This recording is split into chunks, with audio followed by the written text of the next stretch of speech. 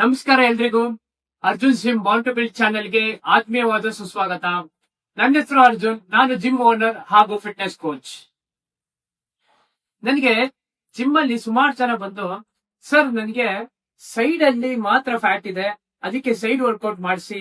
ನನಗೆ ಚೆಸ್ಟ್ ಅಲ್ಲಿ ಫ್ಯಾಟ್ ಇದೆ, ಅದಕ್ಕೆ ಜಾಸ್ತಿ ಚೆಸ್ಟ್ ವರ್ಕೌಟ್ ಮಾಡಿಸಿ. ನನಗೆ ಬೈಸೆಪ್ಸ್ ಅಲ್ಲಿ ಫ್ಯಾಟ್ ಇದೆ, ಬರೀ ಅಷ್ಟಕ್ಕೆ ಮಾತ್ರ ವರ್ಕೌಟ್ ಮಾಡಿಸಿ ಅಂತಾರೆ.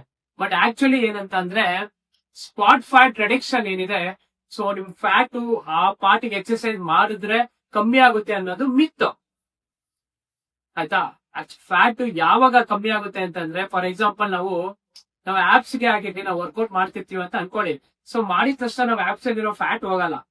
ಅಲ್ಲಿ ನಮ್ಗೆ ಒಳಗಡೆಯಿಂದ ಡೆಫಿನೇಷನ್ ಬಿಲ್ಡ್ ಆಗ್ತಿರುತ್ತೆ. ನೀವೇನ್ ಪ್ಯಾಕ್ಸ್ ಏನ್ ತಿಂತೀರಾ ಅದು ಒಳಗಡೆಯಿಂದ ಬಿಲ್ಡ್ ಆಗ್ತಿರುತ್ತೆ. ಮತ್ತೆ ಕೋರ್ ಮಸಲ್ ಸ್ಟ್ರೆಂತ್ ಆಗ್ತಿರುತ್ತೆ.